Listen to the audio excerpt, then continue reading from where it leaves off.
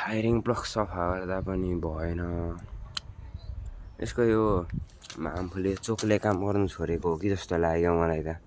साला यो तानेर स्टार्ट हुन्छ, अरू बेला यो तान्दा आज केही फरकै पर्दैन। यसले तानेर यहाँ असरै परिरहेको छैन।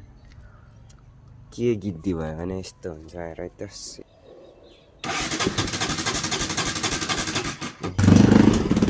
तानिराख्दा हुन्छ, अब यो छोड्दै जान्छ।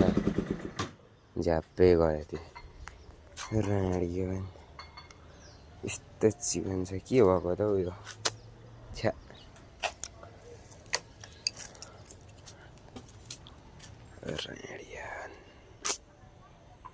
थाहा छ भने कमेन्ट हानिदेऊ त गाइस यार, यो के भएको हो।